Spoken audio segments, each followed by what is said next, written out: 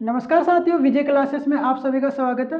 तो साथियों, हम बात कर रहे थे जो संविधान सभा के बारे में और भारत के संविधान के बारे में। कल की क्लास में हमने इसी के बारे में बात की थी।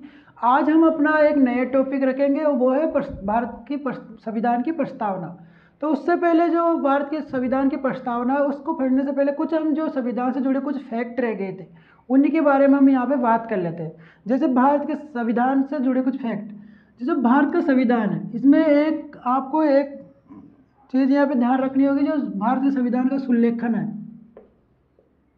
जो संविधान के जो सुल्लेखन का कार्य, जो भारत के संविधान को लिखने का कार्य है, तो वो ये किया गया था। एक व्यक्ति हुए थे प्रेम बिहारी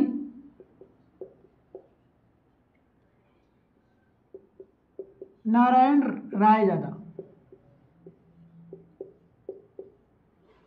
सुल्लेखन के लिए प्रेम बिहारी नारायण रायजादा ये व्यक्ति हुए थे जिन्होंने भारत के संविधान का जो सुल्लेखन किया था।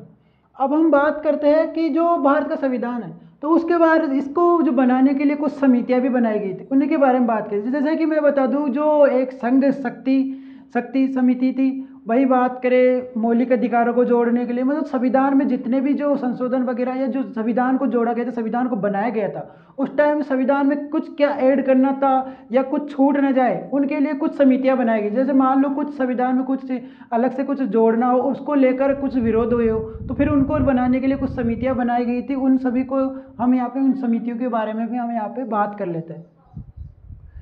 हाँ, इससे पहले आपको एक इम्पोर्टेंट फैक्ट और यहाँ पर ध्यान रखना है कि जो संविधान को बनाने में जो खर्चा आया था वो 64 लाख रुपए का आया था।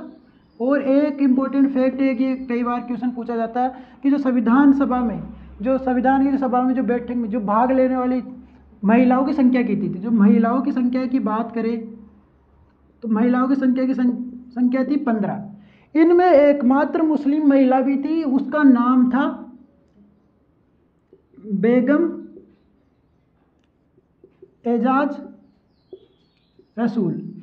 बेगम एजाज रसूल नाम से एक महिला थी जो एकमात्र मुस्लिम महिला थी इन 15 महिलाओं में। अब हम आगे बात करते हैं कि जो भारत के संविधान से जुड़ी कुछ समितियां बनाई गई थी, उन्हीं से बात करते हैं। तो एक पहली समिति हुई थी संघ शक्ति समिति। संघ शक्ति समिति, इसके अध्यक्ष रहे थे अपने पंडित जवाहरलाल नेहरू।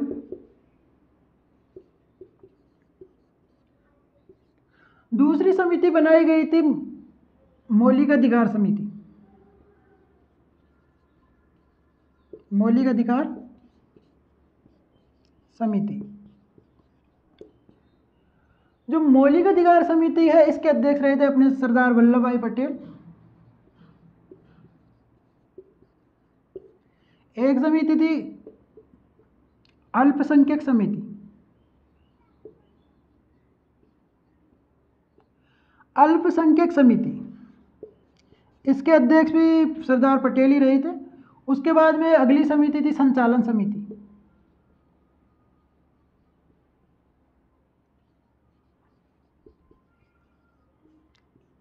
संचालन समिति के अध्यक्ष थे डॉक्टर राजेंद्र प्रसाद, जो अपने भारत के पहले राष्ट्रपति भी थे। एक समिति थी नीति निर्देशक तत्वों से जुड़ी समिति। नीति निर्देशक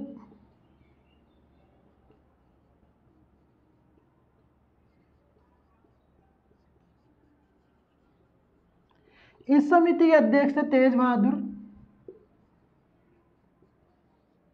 सप्रू। तेज बहादुर सप्रू इस समिति के अध्यक्ष थे।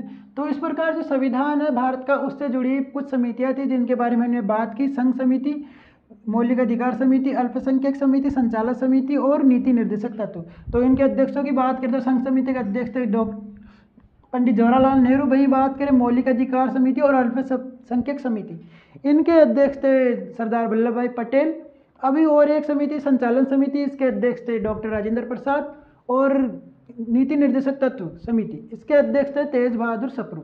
तो इस प्रकार ये समितियां कुछ बनाई गई थी। और भारत के संविधान को लेकर कई समितियां बनाई गई थी। उनके बाद ये मेन इंपॉर्टेंट समिति थी जो हमारे एग्जाम के पॉइंट ऑफ व्यू से मतलब इम्पोर्टेंट है, उन्हीं के बारे में हमने यहाँ पे बात की है।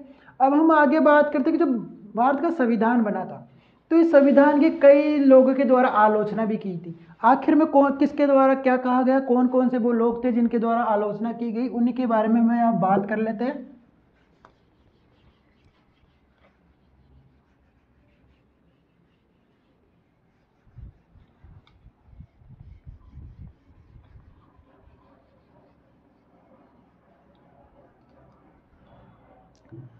भारत के संविधान की आलोचनाएं।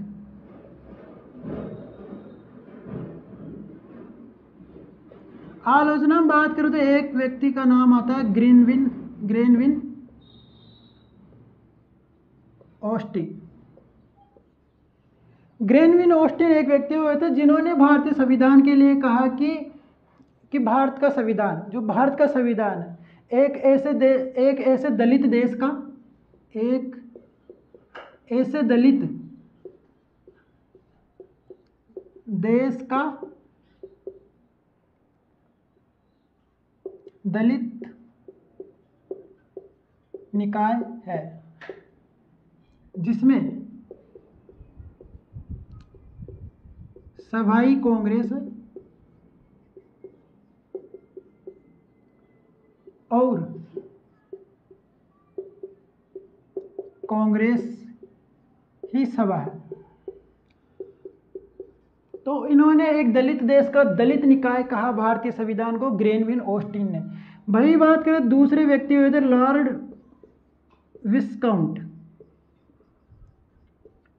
लॉर्ड विस्काउंट, इनके द्वारा भारतीय संविधान को, मतलब भारतीय संविधान को एक हिंदुओं का, जो भारतीय हिंदुओं का निकाय का, हिंदुओं का निकाय, भारतीय संविधान को हिंदुओं का निकाय का, हिंदुओं का निकाय मतलब ये तो सिर्फ हिंदुओं के लिए है, इसका कहने का मतलब था। वही बात करें तीसरे व्यक्ति हुए थे आइवर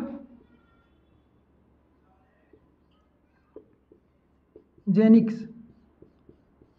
आइवर जेनिक्स ने भारतीय संविधान को वकीलों का स्वर्ग कहा, वकीलों का स्वर्ग। तो ये कुछ 3 व्यक्ति हुए थे जिन्होंने भारतीय संविधान की आलोचना की। और भी ऐसे कई व्यक्ति हुए थे, लेकिन जो मेन इंपॉर्टेंट जो हमारे एग्जाम के लिए रहेगी तो इन 3 व्यक्तियों को ज़्यादातर पूछा जाता है, तो इनके बारे में बात की। तो पहला व्यक्ति था ग्रेनविन ऑस्टिन, जिन्होंने भारत के संविधान को मतलब कहा कि एक ऐसे दलित देश की निकाय है, मतलब जिसमें सभा ही कांग्रेस और कांग्रेस ही सभा है। वही बात करें दूसरे व्यक्ति हुए थे लॉर्ड विस्काउंट, इन्होंने भारतीय संविधान को हिंदुओं का निकाय कहा। वही बात करें एक व्यक्ति हुए थे आइवर जेनिक्स, इन्होंने भारतीय संविधान को वकीलों का स्वर्ग कहा।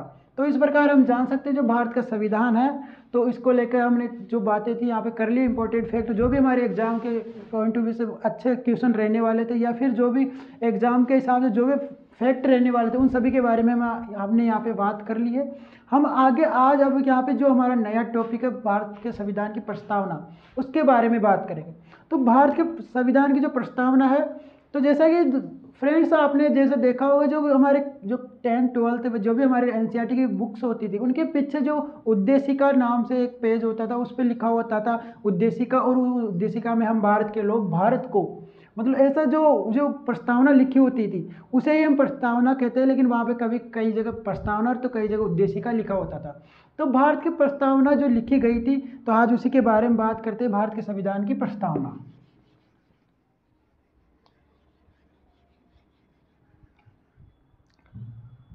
भारत के संविधान की प्रस्तावना।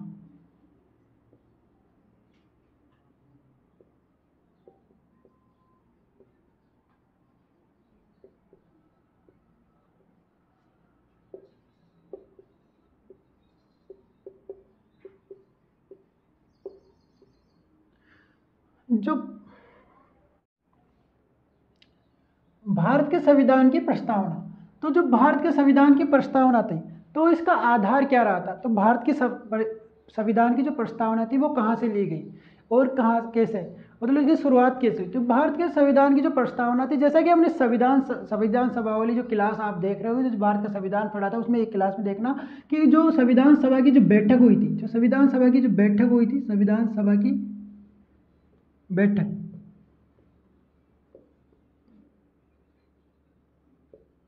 जो संविधान सभा की तीसरी बैठक हुई थी, जैसा आपने पढ़ा था 13 दिसंबर 1946 को। इस बैठक में जो पंडित जवाहरलाल नेहरू थे, उन्होंने एक उद्देश्य प्रस्ताव पारित किया था? पंडित जवाहरलाल नेहरू ने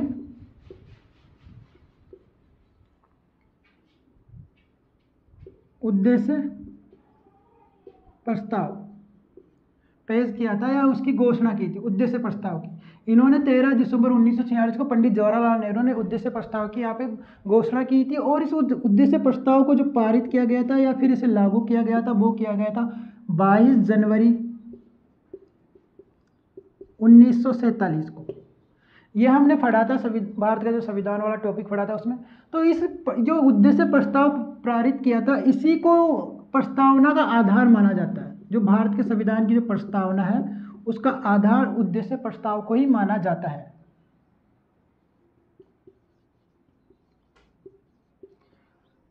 तो इस प्रकार उद्देश्य प्रस्ताव को भारत के संविधान की जो प्रस्तावना उसका आधार माना जाता है। तो इस आधार पे हम प्रस्तावना को उद्देशिका भी कह देते हैं, उद्देशिका भी कह देते हैं। इस प्रकार आप उद्देशिका या प्रस्तावना के नाम से आप अपने, मैंने बताया कि जो ये बुक्स होती है उनके पीछे जो लिखा होता है हम भारत के लोग भारत को एक संपूर्ण प्रभुत्व संपन्न समाजवादी पंथनिरपेक्ष लोकतांत्रिक गणराज्य बनाने के लिए, तो ये जो लिखा होता है तो उसी को हम प्रस्तावना कहते हैं। और ये प्रस्तावना मतलब फिर भारत के और मतलब उसमें कहाँ से इसका आधार माना जाता है, लेकिन मेन भारत की प्रस्तावना को कौन से देश से लिया गया तो उसके बारे में बात कर लेते हैं। जो इसका जो स्रोत रहा था तो वो स्रोत की बात करें तो जो अमेरिका से भारत की प्रस्तावना को स्रोत माना जाता है, अमेरिका को। इसकी भाषा शैली कहाँ से ली गई? जो भारत की प्रस्तावना की जो भाषा शैली थी, भाषा शैली की बात करें तो ये ऑस्ट्रेलिया से ली गई थी।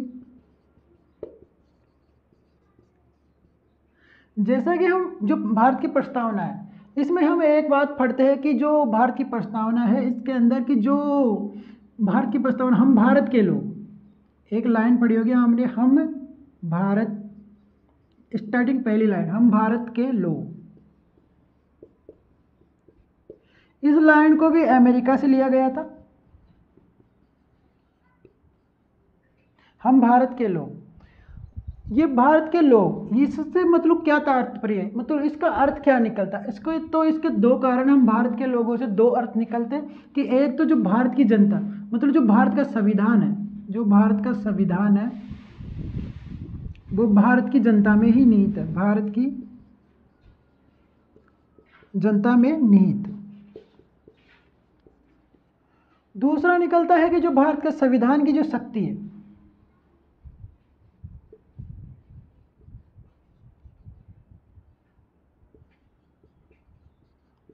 जो संविधान की शक्ति है, तो जो भारत के संविधान की शक्ति है वह भी भारत की जनता में ही है, मतलब भारत की जनता के पास में ही है। तो हम भारत के लोग से दो प्रकार के अर्थ निकलते हैं कि भारत का जो संविधान है संविधान की जनता में ही निहित। वही बात करें संविधान की जो अंतिम शक्ति, हाँ इसे अंतिम शक्ति भी बोल सकते हैं, मतलब अंतिम शक्ति भी जनता में ही है, वो भी जनता के पास में ही है। तो इस प्रकार हम देख पा रहे हैं कि जो भारत का संविधान है उसमें जो भारत के लोग से संविधान का जो प्रस्तावना है उसके स्टार्ट होता है, तो वो उसमें क्या क्या रहता है। उसके बाद में हम आगे बात करते हैं कि जो भारत के संविधान की जो प्रस्तावना है उस प्रस्तावना में कुछ शब्दों को मतलब उन शब्दों से ही प्रश्न पूछे जाते हैं, हम उन्हीं के बारे में मेन जो प्रश्न बनते हैं हम वहीं से बात करेंगे। तो जो भारत की संविधान की जो प्रस्तावना है उसमें कुछ शब्द जोड़े गए, तो उन शब्दों के बारे में बात करते हैं कि इन शब्दों का अर्थ क्या रखता है। जो मेन यहाँ पे न्याय की बात की गई है, स्वतंत्रता की बात की गई है और समानता की बात की गई है। तो न्याय की बात करें तो न्याय 3 प्रकार का होता है और स्वतंत्रता की बात करें तो 5 प्रकार की और समानता 2 प्रकार की स्वतंत्रता। तो इस प्रकार जो मेन इन 3 शब्दों पर फोकस रहता है वो रहता है तो जो न्याय, 3 प्रकार के न्याय की बात की गई है, 5 प्रकार की स्वतंत्रता और वहीं बात करें तो 2 प्रकार की समानता। अब इन्हीं के बारे में बात करते हैं कि आखिर में 2 प्रकार की न्याय, 3 प्रकार की न्याय कौन से हैं। हमने यहाँ पे बात की जो भारत के संविधान की प्रस्तावना थी उसमें जो समानता, स्वतंत्रता और न्याय। तो पहले बात करते हैं हम न्याय, क्योंकि पहले जो प्रस्तावना है उसमें हमेशा हमको ये बात ध्यान रखनी है कि जो भी शब्द है, जो पहले कौन सा शब्द है उसको एक मतलब क्रम वाइज, ज़्यादातर क्वेश्चन होते हैं जो शब्दों के क्रम वाइज ही पूछे जाते हैं, तो उन्हीं से रखना कि जो पहले न्याय की बात की। न्याय कौन कौन से? 3 प्रकार के न्याय है। पहला सामाजिक न्याय,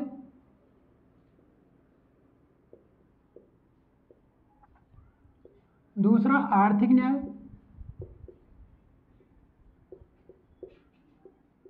तीसरा राजनीतिक न्याय। सामाजिक, आर्थिक और राजनीतिक न्याय, ये जो तीनों न्याय, ये न्याय कहाँ से लिया गया? तो ये न्याय जो सोवियत संघ रूस है, सोवियत संघ रूस,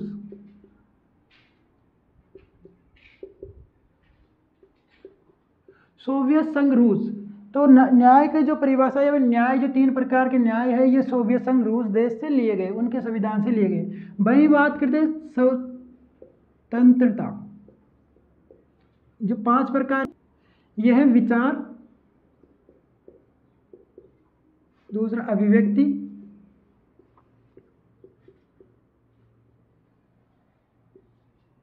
तीसरा विश्वास, धर्म और उपासना, 5 प्रकार की स्वतंत्रता।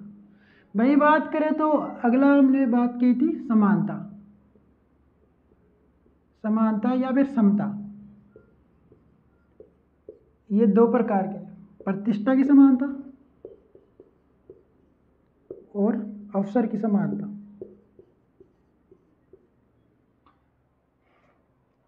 जैसे कि ये अवसर की समानता की बात करें तो जो अनुच्छेद 16 है उसमें इसकी बात भी की गई है।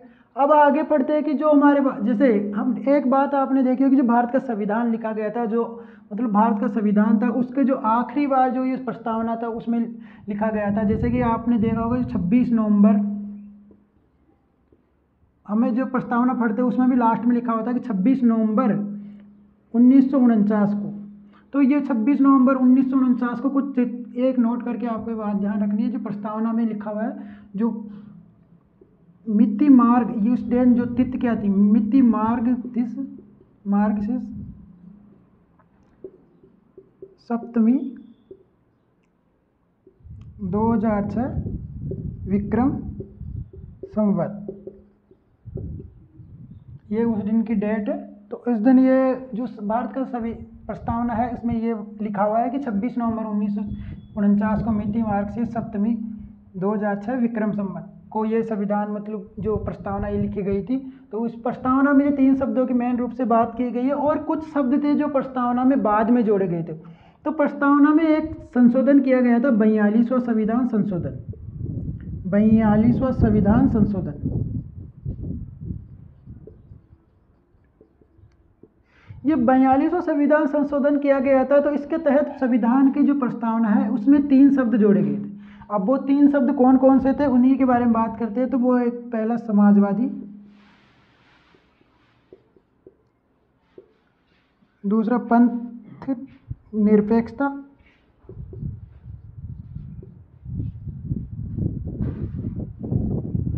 तीसरा अखंडता। तो ये 3 शब्द 42वां संविधान संशोधन द्वारा जोड़े गए थे। एक मतलब एक एक्ट आया था या फिर एक वाद था, वेरुवारी वाद 1960 में।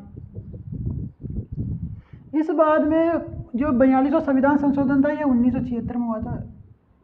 तो ये जो बेरुवारी वाद था ये 42वां संविधान संशोधन हुआ था, उससे पहले ही आ गया था। और इसमें कहा गया था कि जो प्रस्तावना है इसको जो भारत का संविधान है उसका अंग नहीं माना गया था।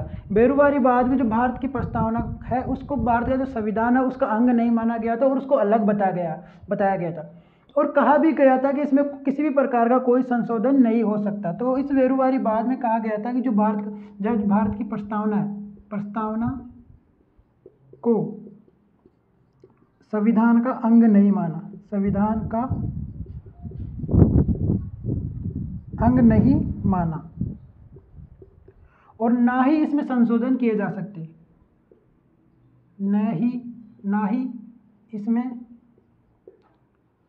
संशोधन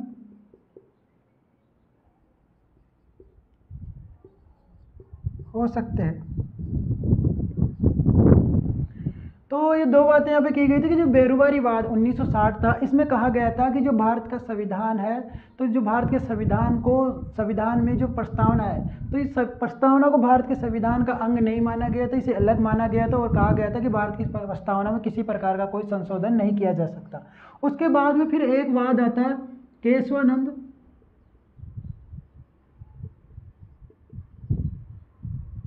केशवानंद भारती बनाम केरल राज्य 1973। केशवानंद भारती बनाम 1973, इसमें कहा जाता है कि जो भारत के संविधान की जो प्रस्तावना है, इस प्रस्तावना को एक संविधान का अंग माना जाएगा।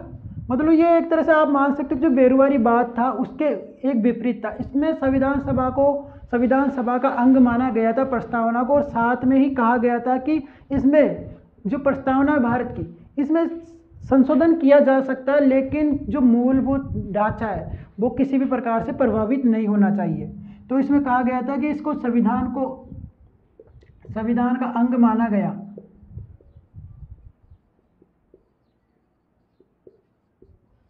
प्रस्तावना को संविधान का अंग माना गया, और साथ में कहा गया कि संशोधन किए जा सकते हैं, और लेकिन हाँ, संशोधन में इतना ध्यान रखना होगा कि किसी भी प्रकार से कोई भी मूलभूत ढांचा है वो प्रभावित ना हो। लेकिन जो फिर उसके बाद में आपने देखा जैसे कि 42वां संविधान संशोधन 1976 हुआ, जो समाजवादी, पंथनिरपेक्ष और अखंडता, ये 3 शब्द इसके तहत जोड़े गए। और ये इसमें एक फैक्ट आपको ध्यान रखना कि ये इंपॉर्टेंट है कि ये जो भारत के संविधान की प्रस्तावना है उसमें एकमात्र संशोधन हुआ था 42वां संविधान संशोधन 1976। इसके बाद में अभी तक हाल फिलहाल तक 2023 आज 10 जून 2023 हो गए, अभी तक किसी प्रकार का कोई संशोधन नहीं हुआ है। तो ये एकमात्र संशोधन था। तो हम अब आगे बात करते हैं जो भारत के संविधान में आपने एक बात पढ़ी होगी, जो 26 नवंबर 1949 के बाद में लिखा गया कि अंगीकृत करना, अधिनियमित करना।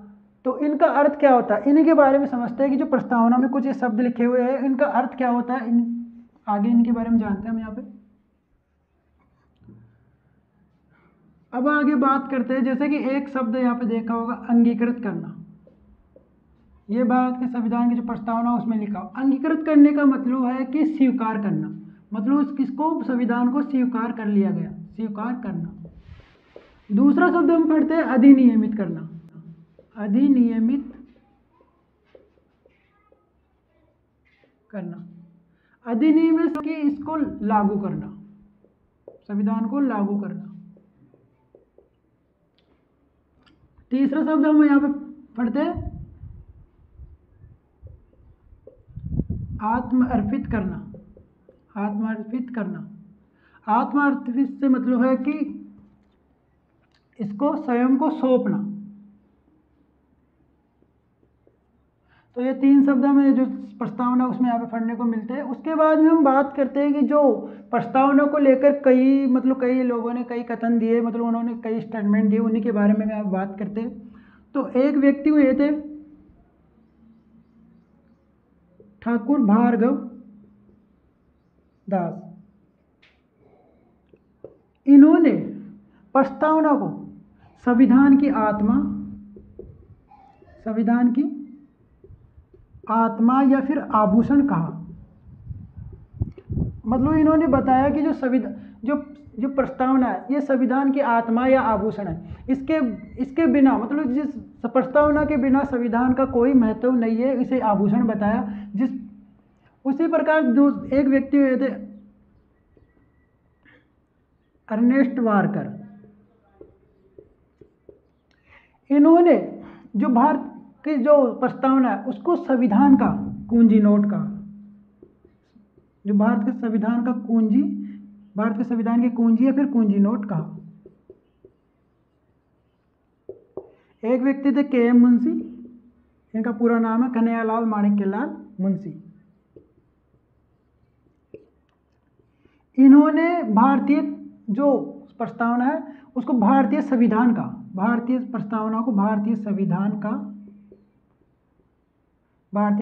का राजनीतिक कुंजी कहा है। राजनीतिक कुंजी या फिर कुंडली। तीसरे व्यक्ति हुए थे एन पानकीवाला, इन्होंने भारतीय जो संविधान की जो प्रस्तावना थी, इन्होंने भारतीय संविधान की प्रस्तावना को भारतीय संविधान का परिचय कहा, संविधान का परिचय। एक व्यक्ति हुए थे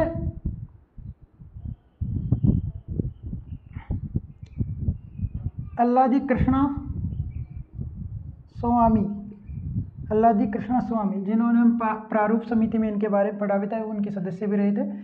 तो इन्होंने कहा था कि जो भारतीय संविधान है, मतलब जो भारत के संविधान की जो प्रस्तावना है, जो भारत के जो दीर्घकालिक मतलब सपने हैं, या जो दीर्घकालिक सपने हैं, दीर्घकालिक जो बड़े सपने हैं, मतलब बहुत दूरदृष्टि से सोचने वाले, आगे के टाइम को देखते हुए जो सपने देखे गए थे, उन सपनों का विचार है प्रस्तावना, सपनों का विचार।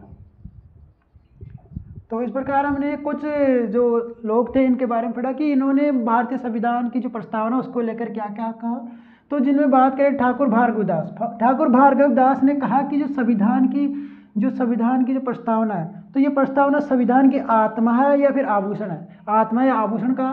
भाई अर्नेस्ट बोरकर थे, उन्होंने संविधान की जो प्रस्तावना उसको संविधान की कुंजी कहा, या फिर कुंजी नोट भी कह सकते हो। वही बात करें के एम मुंशी, तो के एम मुंशी ने जो भारत की प्रस्तावना है, जो भारत के संविधान की प्रस्तावना है, उसे संविधान का राजनीतिक कुंजी या कुंडली कहा। भाई एन पानकीवाला ने भारतीय संविधान की जो प्रस्तावना है, तो उस प्रस्तावना को संविधान का परिचय कहा। और भाई अल्लादी कृष्णा स्वामी, इन्होंने भारतीय संविधान की जो प्रस्तावना को एक दीर्घकालिक सपनों का विचार कहा।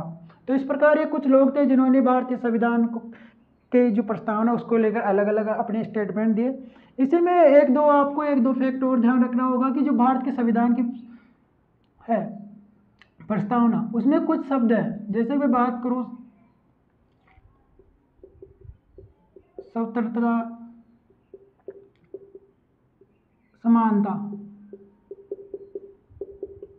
बंधुता, ये 3 शब्द है, ये जो फ्रांस से लिए गए, फ्रांस के संविधान से। ये आपको एक फैक्ट याद यहाँ पर रखना होगा। जैसे कि स्वतंत्रता, समानता और बंधुता, ये फ्रांस से लिए गए। तो हमने यहाँ पे आज प्रस्तावना में जाना कि कौन कौन से मतलब क्या क्या क्वेश्चन बन सकते हैं, उन सभी को आपने यहाँ पर कवर किया है कि क्या क्या फैक्ट थे, उनको भी यहाँ पे कवर कर लिया। या आपका प्रस्तावना टॉपिक है, यहीं पे एंड होता है। हाँ, एक बात आपको यहाँ पे थोड़ा नोट करके लिख लेनी है, क्योंकि जैसे कि एक ठाकुर भार्गव दास ने संविधान की आत्मा कहा या आभूषण कहा भारत के संविधान की प्रस्तावना, उसी प्रकार कुछ लोग थे जिन्होंने मतलब जो आत्मा शब्द कई जगह आपको यहाँ पे देखने को मिलेगा। जो अनुच्छेद 32 है, उसे संविधान की आत्मा कहा था भीमराव अंबेडकर जी ने। भीमराव, ये आपको नोट करके ये बात भीम अंबेडकर जी ने। वही बात करें तो जो अनुच्छेद वो भाग 3 है, भाग 3 को जवाहरलाल नेहरू ने इसे संविधान की आत्मा का। तो आत्मा से जुड़े कुछ क्वेश्चन रहेंगे, जैसे ठाकुर भार्गव दास ने संविधान की आत्मा या आभूषण कहा था प्रस्तावना को। वही बात करें तो अनुच्छेद 32 को आत्मा किसने कहा था? डॉक्टर भीमराव अंबेडकर जी ने। वही भाग 3 को आत्मा कहा था जवाहरलाल नेहरू ने। तो इस प्रकार जो हमारा जो आज भारत के संविधान की जो प्रस्तावना, उसका जो आज मेन उद्देश्य था, उद्देशिका, उसका टॉपिक ये आप यहीं पे क्लियर होता है। अब आगे हम बात करेंगे आने वाले जो पॉलिटी से जुड़े और भी जो राजस्थान पुलिस में जुड़े हुए टॉपिक उन्हीं के बारे में। तो मैं आशा करता हूँ कि आप सभी को ये क्लास पसंद आई होगी। पसंद आई हो तो प्लीज़ इस क्लास को लाइक कर दीजिएगा और ज़्यादा से ज़्यादा शेयर कीजिए, ताकि औरों को भी इसका लाभ मिल सके। जो भी राजस्थान पुलिस CET वगैरह की तैयारी कर रहे हैं, उन सभी को इसका लाभ मिले, उन तक आपका पहुंचाना आपका काम है। आप ज़्यादा से ज़्यादा शेयर कीजिए और आप इस चैनल पर बने रहने के लिए इस चैनल को भी सब्सक्राइब कर सकते हैं। धन्यवाद।